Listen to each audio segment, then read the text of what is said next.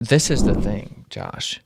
When we see these cathedrals, we think these things, whoever built these had this incredible mathematical knowledge, and like their capability for engineering is just incredible. But the thing is, Josh, they didn't know as much as we think that they knew. Everything back then that they knew was pretty much trial and error. Really?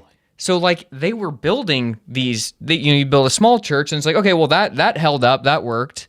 Let's make it bigger.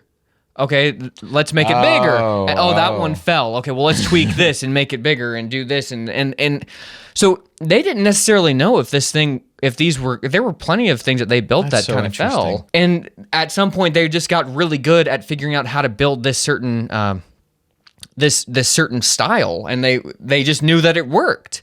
But the concept, the mathematical and physical concept of like the tension and the strain that certain materials can hold and load without breaking, and under like what angle, that wasn't really developed until like the 1600s. When people started to do those tests to actually put direct numbers to these things. In some way, it was a bit like when the underground doghouse. I don't know the numbers behind how many rebar do I have to put in per square inch of this slab so that the roof doesn't cave in. Yeah. I just know, okay, like every 6 inches, I mean, like it's a strong structure, so you just overdo it. And it holds, and there I don't know the math behind it, even though I could look it up now. They're crimping off the work that other people have done in the past.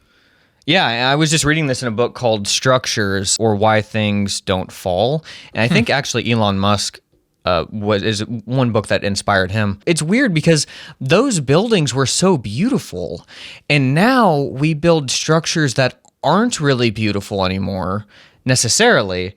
But we understand all of the math behind it, right? But we don't. But so it's like we've swung way far the other way, where it's like, oh, now we know the math. Well, this doesn't. The aesthetic of it doesn't matter too much. Everybody is terrified to make something that's classically beautiful because it's going to be viewed as like goofy or old-fashioned or corny or something. Maybe. But and so what they do instead is sometimes they just make these really funky, weird structures, because if you make something that's so outlandish, then you can't question it, because it's like, well, it's a piece of art. Yeah. That's what always makes me mad about modern architecture. It's either just completely dull or it's just obnoxious, and it's like, you can't, that's not artistic, that's just a joke. I can go look at cathedrals and buildings that were built hundreds of years ago and say, this is just like, I can't explain it. Yeah. But my eye and my brain just recognizes that's beautiful. This is a piece of crap. I'm not saying that they didn't understand any math. They clearly understood math, but they didn't know calculus. That wasn't developed yet until I think that was developed by like Isaac Newton and some other dude around the same time, or at the same time. So they're kind of like co-owners of that. But that was in the 1600s, and these were built in like 1000 AD. So I mean. And you would think that you would have to know that to build it, but they're just building stuff. Isn't and that crazy? Holding. You didn't have building materials like machines and stuff. So it was like trial and error, and you're having to do it all by hand.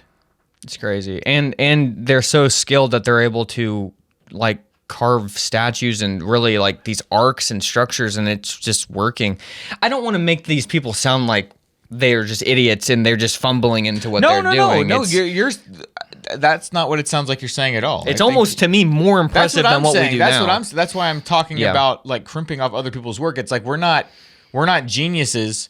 We just are lucky that other people did the work before we got here. So to have any sort of like level of hubris or arrogance about our place in the world is ridiculous, because that was truly a generational learning. Right. Now it's like, okay, we can read. But because we have access to that stuff, it's like nothing matters anymore.